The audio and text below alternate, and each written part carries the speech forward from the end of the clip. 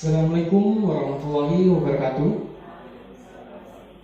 Selamat pagi dan salam sejahtera bagi kita semua.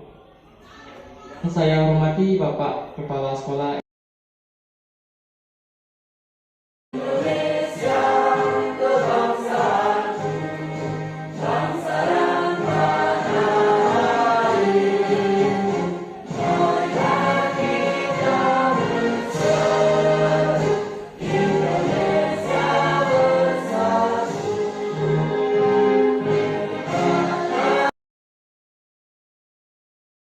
terapkan di sekolah, sehingga nanti akan memberikan dampak yang positif bagi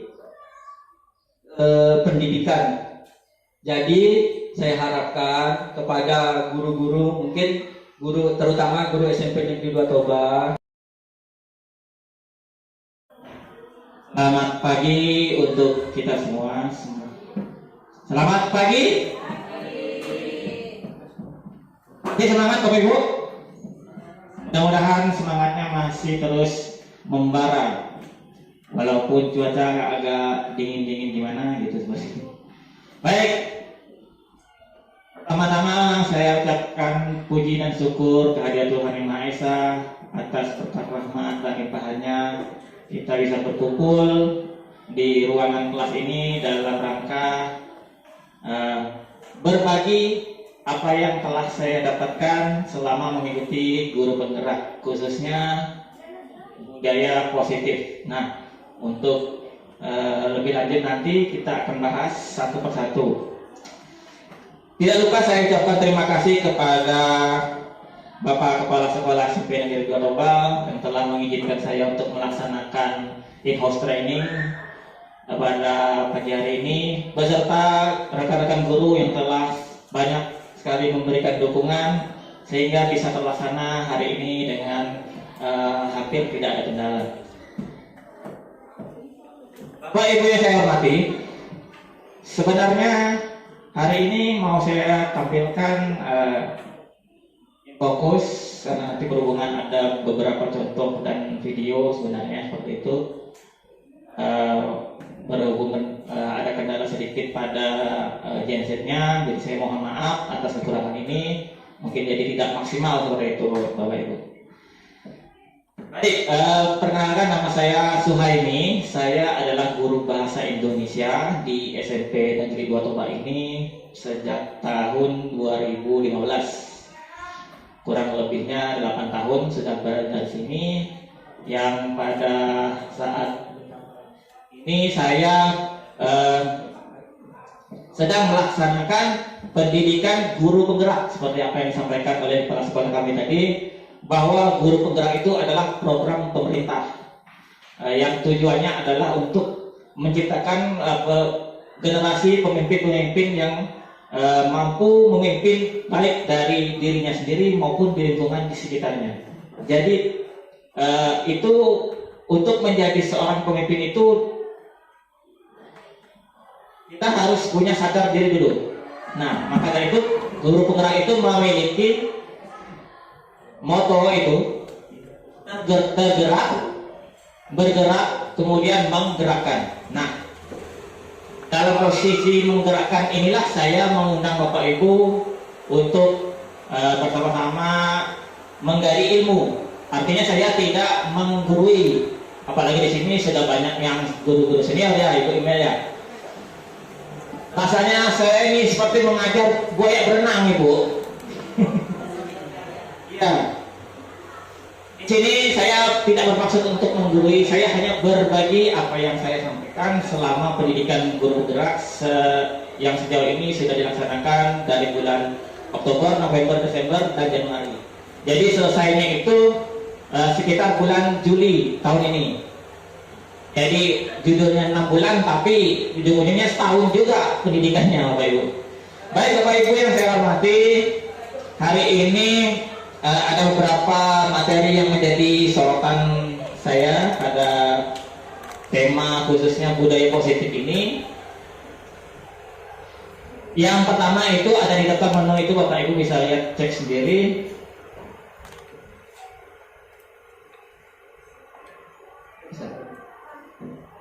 Yang pertama Bapak Ibu bisa lihat di slide yang saya bagikan itu ada daftar menu. Yang pertama itu kebutuhan dasar manusia. Manusia itu memiliki kebutuhan dasarnya. Apa saja kebutuhan dasarnya itu, nah nanti akan kita lihat sama-sama, kita bedah sama-sama. Kemudian yang kedua ada 5 posisi kontrol. Posisi kontrol ini maksudnya posisi kontrol kita sebagai guru terhadap siswa ataupun rekan kerja, seperti itu. Yang ketiga itu adalah segitiga restitusi. Oh ya, berarti sudah merangkum semuanya gitu Bu ya. Baik, terima kasih Bu. Tepuk 3 kali. Baik, terima kasih Bu Merlin. Bapak Ibu yang saya banggakan, kelima posisi mudah-mudahan apa yang kita pelajari hari ini langsung kita terapkan dalam kehidupan sehari-hari, bisa terdampak baik bagi anak-anak seperti itu.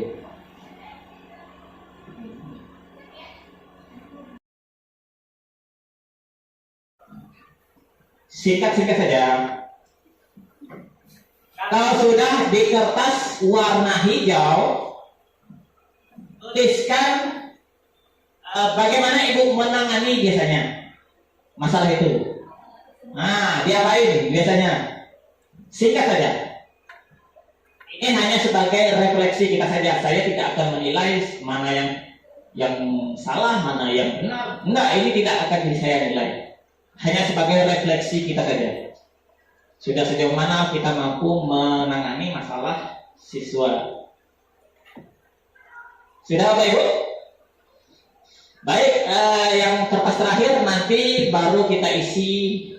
Terakhir nanti saya akan sampaikan atau isi yang kertas terakhir.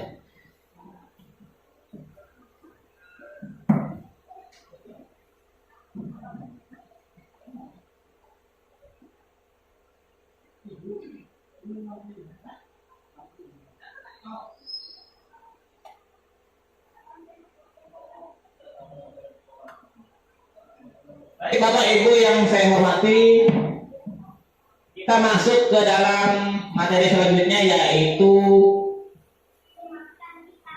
paradigma disiplin. Silakan dibuka slide-nya. Paradigma disiplin di balik sebelah belakangnya itu. Nah iya, yang ada bulat-bulatnya juga itu.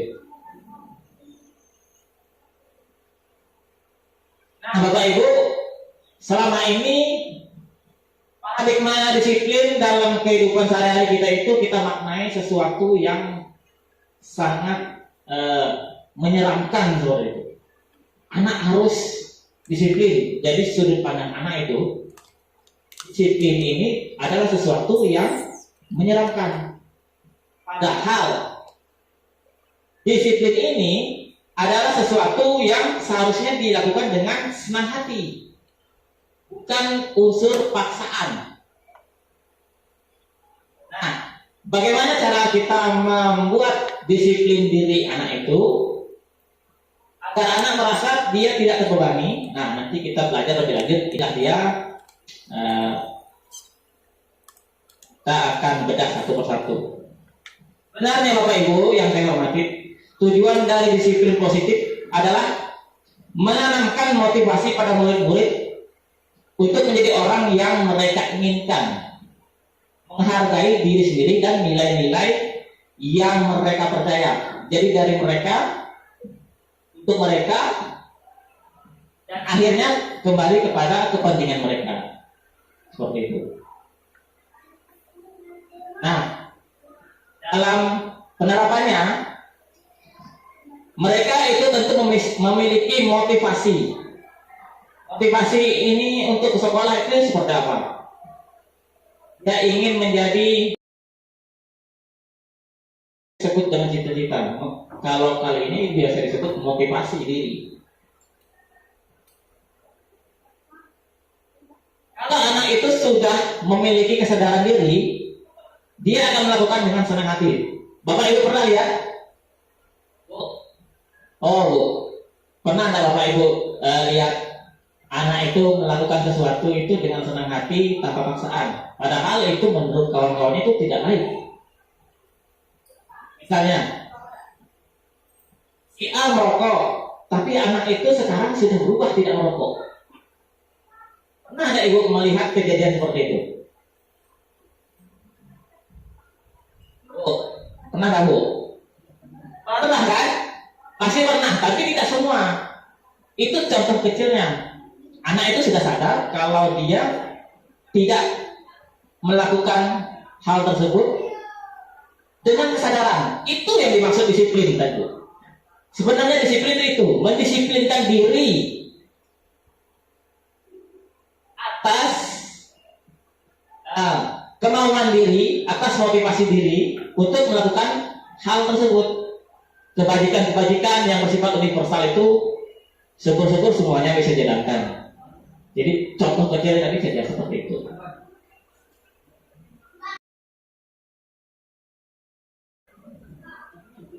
Bapak Ibu yang saya banggakan, berikutnya itu kita masuk ke dalam kebutuhan dasar manusia. Silakan dilihat lingkarannya di sini juga ada. Kebutuhan dasar manusia itu mau kecil, mau besar, mau sudah tua itu adalah 5 ini yang menjadi dasarnya, yang di dalam lingkaran itu Bapak Ibu. Kebutuhan dasar manusia yang paling bawah adalah bertahan hidup. Jadi anak itu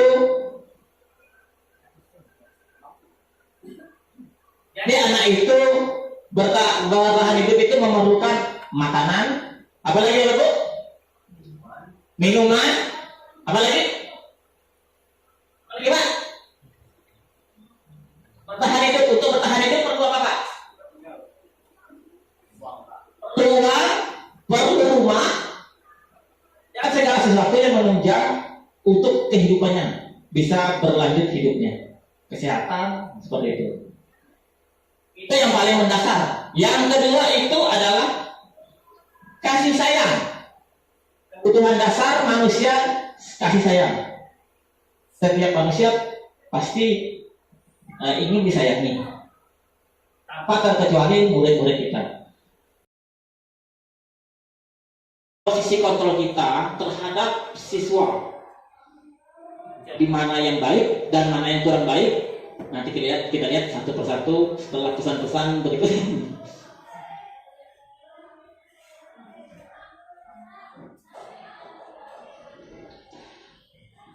Tepuk 3 kali. Masih konsentrasi. Baik, yang pertama itu adalah menurut Diane Gossen. Saya ini agak ilmiah sedikit lah. Dalam bukunya Restriction School Discipline tahun 1998 berpendapat bahwa perlu adanya perbaikan terhadap penerapan disiplin. Nah, tadi kita lihat disiplin itu kan sesuatu yang menakutkan bagi anak-anak. Itu yang perlu diperbaiki menurut beliau. Melalui serangkaian riset dan berdasarkan pada teori kontrol Dr. William Glasser, Gossen berkesimpulan ada 5 posisi kontrol. Yang pertama itu adalah posisi kontrol penghukum. Nah, sekarang penghukum itu yang seperti apa? Anak melakukan kesalahan, misalnya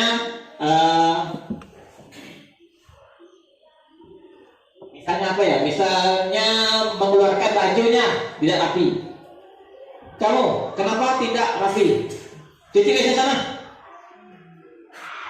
Itu adalah posisi penghukum. Pokoknya saya tidak mau tahu. Cuci WC. Tapi Pak, resleting saya Pak, kelihatan Pak. Pokoknya harus cuci WC sekarang. Kamu bajunya masukin. Itu adalah posisi kontrol penghukum. Seorang guru tersebut tidak ingin tahu apa alasannya yang mendasari anak berbuat salah. Yang kedua itu membuat rasa bersalah.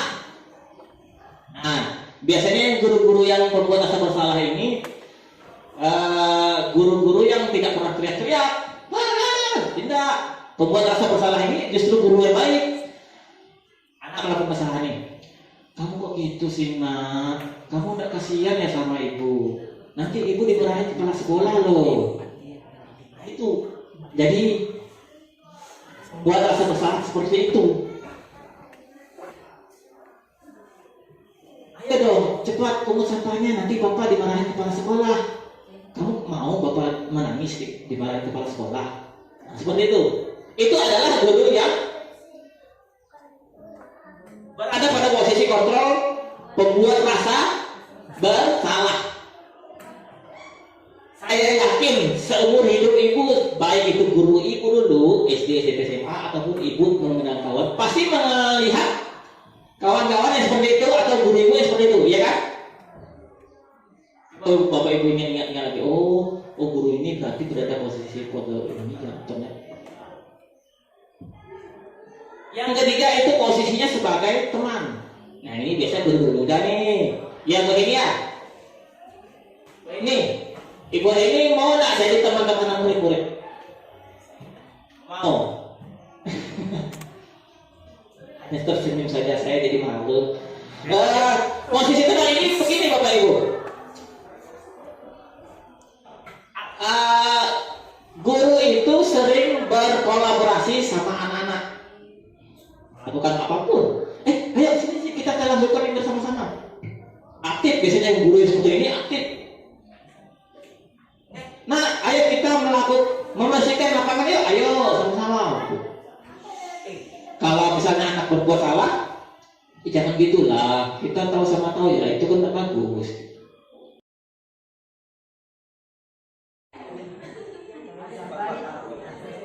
Berdiri boleh.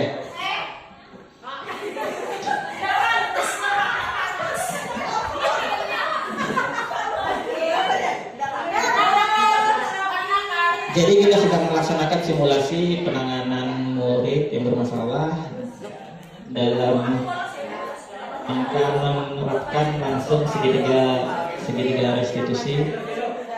Di sini Bapak Ibu guru sedang berlatih simulasi untuk menerapkan segitiga restitusi seperti itu. Terima kasih, silakan lihat.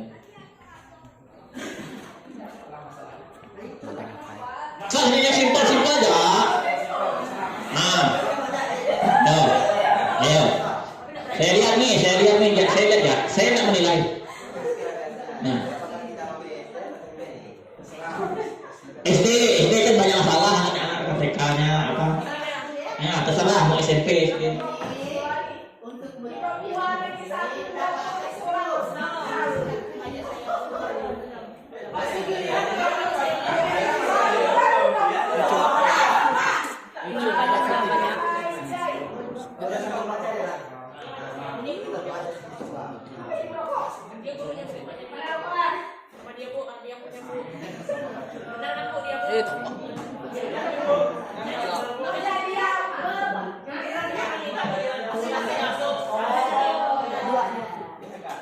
Tidak dipresentasikan, tapi langsung.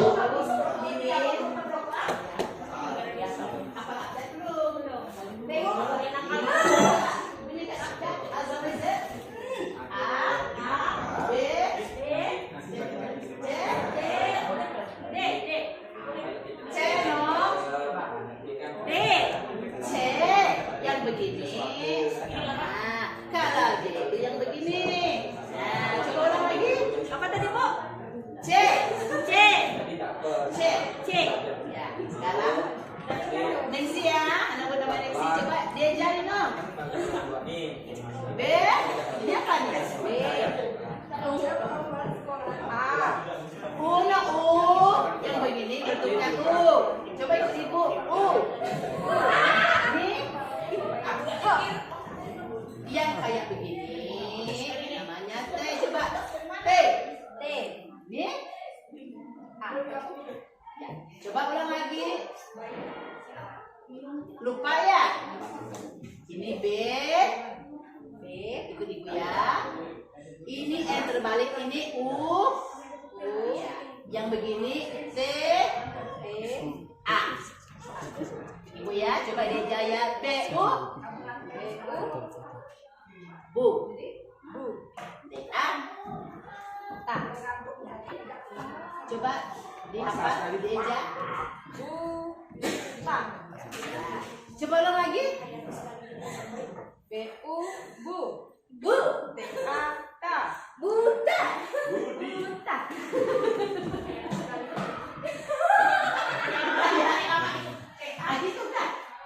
Sudah dirasa cukup? Silakan. Ya.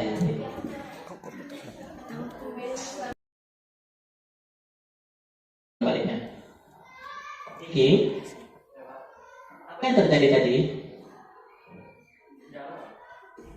Tadi kamu apa? Kan mencuri spidol tadi. Tadi pernah ada apa tadi? Olo langsung olo ya. Olo tadi ada apa? Mencuri spidol. Pinjam. Oh, pinjam. Stabilkan identitas artinya kita tidak boleh memposisikan anak ini sebagai posisi yang salah. Walaupun kita tahu dia mencuri, kita tidak boleh menghakiminya. Untung saja kamu tidak mengambilnya ya kan? Anak tadi kan berkilah minjam. Kita iya kan. Jadi emosi dan psikologis anak itu kita naikkan dulu. Dia kan dorming, ketahuan. Untung saja kamu tidak mencurinya ya. Berarti kamu tadi minjam. Lanjut tahap selanjutnya. Sudah anaknya sudah merasa nyaman, kita obrolkan. Lanjut ke tahap validasi tindakan. Validasi tindakan ini artinya kita memvalidasi apa yang dilakukannya menurutnya. Ini. Oh, menurutmu tadi tindakanmu mengambil spidol di kantor dengan tidak memberitahu kepada guru, walaupun kamu mengatakan minjam, apakah itu perbuatan yang baik? Kenapa perbuatan salah itu kamu lakukan?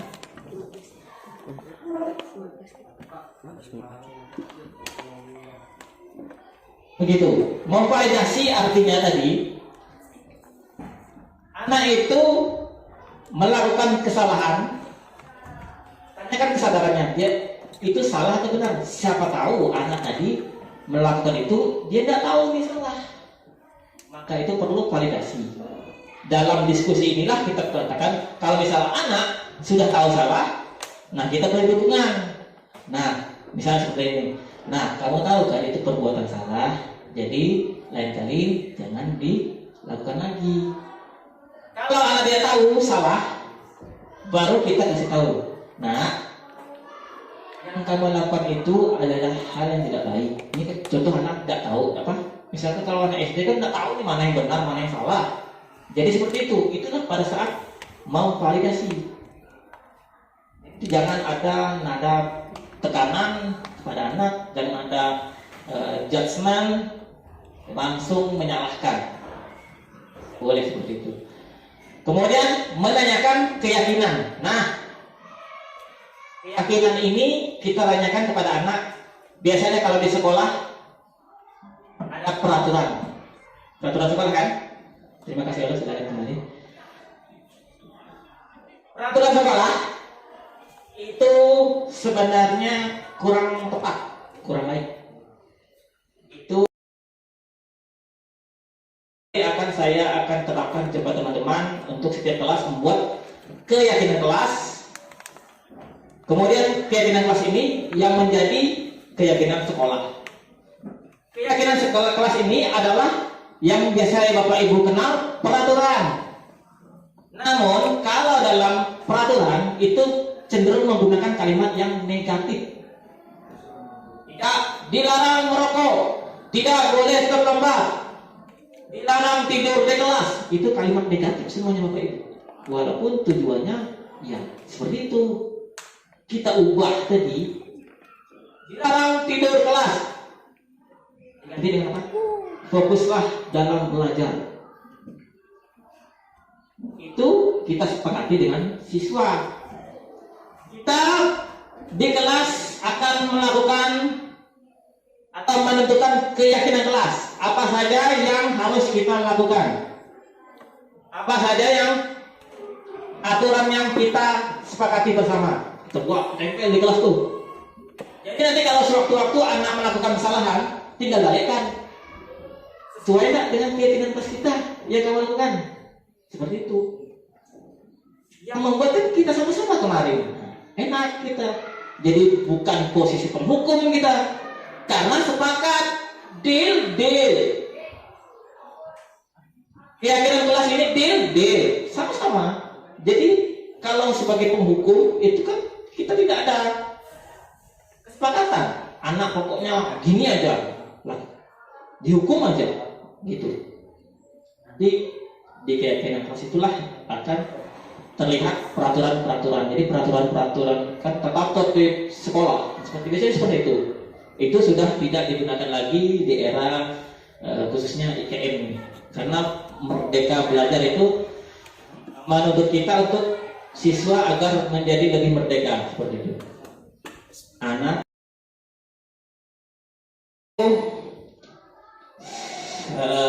selanjutnya itu kita kembali merefleksikan diri. Jadi kita merefleksikan diri itu adanya kalau ada kaca, ngaca, gitu. Kita berkaca dulu sebentar. Silakan ambil kertas yang tersisa yang dari 3 tadi. Setelah mengikuti panjang lebar ocehan saya, dan kita tadi sudah melakukan simulasi bagaimana menangani siswa yang bermasalah. Sekarang Bapak Ibu tulis bagaimana yang idealnya menangani masalah yang Bapak Ibu tulis tadi setelah mempelajari materi yang saya bagikan. Silakan Bapak Ibu ditulis.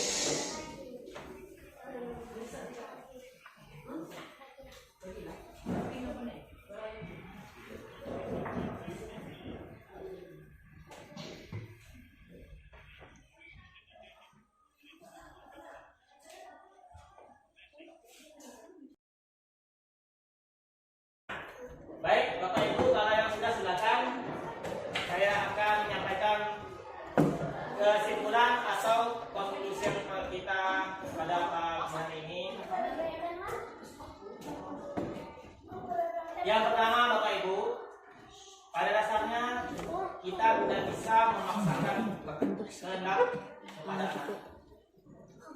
Jadi setiap anak itu berhak memilih untuk melakukan dan tidak melakukan apa yang kita inginkan, apa yang kita sampaikan. Makanya otoriter itu tidak bagus dalam sebuah negara, tidak berjalan lama. Pada dasarnya manusia tidak ingin dipaksa, tapi kalau berasal dari kesadaran dirinya, dia akan melaksanakan dengan senang hati. Itu yang pertama. Yang kedua, memang dalam melakukan penerapan budaya positif ini membutuhkan waktu itu yang sangat panjang. Tapi dengan perubahan sedikit demi sedikit, insya Allah kita bisa melakukannya seiring jalan waktu sampai nanti dalam keadaan yang ideal. Oleh karena itu kita butuh dukungan dari semua pemangku kepentingan sekolah, baik guru, teknik, kepala sekolahnya, siswa, semuanya mendukung kegiatan ini untuk melakukan budaya positif di dalam kehidupan sehari. Maka mudah-mudahan bisa kita lakukan sedikit demi sedikit, karena mengubah sifat atau mengubah kebiasaan itu membutuhkan waktu yang panjang. Yang terakhir, sebaiknya kita itu mengganti posisi kontrol kita sebagai penghukum menjadi minimal posisi kontrol pemantau atau sebagai manajer. Yang paling ideal itu sebagai manajer. Sebagai teman boleh, sebagai pemantau boleh, sebagai manajer yang lebih baik. Mungkin itu saja dari saya. Terima kasih Bapak Ibu yang telah menyediakan waktu untuk saya menyampaikan materi kita. Semoga bermanfaat bagi kita saya tahu saya akan berbagi kepada Bapak Ibu dengan ikhlas, semoga bermanfaat untuk anak-anak kita dan bagi kita khususnya. Demikian Bapak Ibu, saya akhiri wabillahi taufiq wal hidayah. Assalamualaikum warahmatullahi wabarakatuh. Selamat siang. Jatuh 3 kali.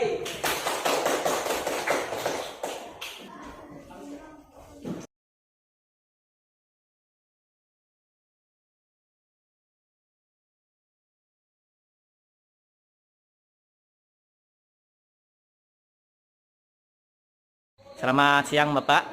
Selamat siang Mbak Suhaini. Mohon waktunya sebentar Pak.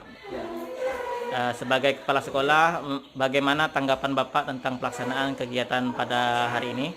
Alhamdulillah, menurut saya ini sangat baik untuk membantu saya sebagai kepala sekolah supaya peningkatan yang ada di sekolah ini lebih meningkat, karena materi yang diberikan oleh Pak Suhaini itu bisa memacu kawan-kawan juga untuk ikut pada kegiatan guru penggerak selanjutnya.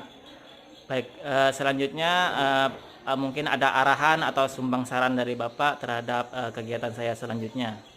Menurut saya ini sudah baik, sudah bagus, cuma kita perlu ditingkatkan supaya nanti Bapak lebih maju lagi ke depannya. Tapi menurut saya pada kesempatan ini saya sudah merasakan bagaimana materi yang Bapak berikan itu sudah bisa saya terima dengan baik. Artinya saya sudah terkena lah artinya dengan pada diri saya. Mungkin insya Allah nanti itu akan kita tularkan ke teman-teman, mungkin ke yang lainnya lagi lah. Baik, terima kasih waktunya Bapak, ke Pak Suprianto, Kepala Sekolah SMP Negeri 2 Toba. Oke, terima kasih. Selamat pagi Pak Bambang. Selamat pagi Pak Suhaimi. Bagaimana tentang pendapat Bapak tentang pelaksanaan saya tadi? Silakan, saya mohon testimoninya. Oh ya, untuk pelatihan tadi tuh saya rasa ya cukup menyenangkan, materinya juga padat, singkat dan jelas seperti itu. Kemudian menurut Bapak hal apa saja yang perlu saya perbaiki untuk kedepannya agar lebih baik lagi?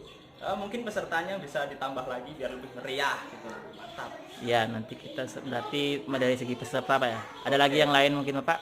Oke, itu saja cukup kayaknya. Baik, terima kasih Pak Bambang.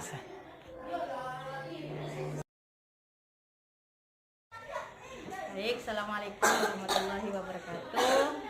Saya Mimin Diana dari guru SMP 04 Kampung Baru mengucapkan terima kasih banyak telah diundang tadi ini dia di apa tadi itu Pak? IHT ya, IHT Budaya positif. Masya Allah ya, tabarakallah, senang sekali karena ini jarang ditemukan ya. Terus kegiatannya asik, menyenangkan, pokoknya untuk anak-anak nanti kita terapkan lah, insya Allah lah. Terima kasih. Wassalamualaikum warahmatullahi wabarakatuh.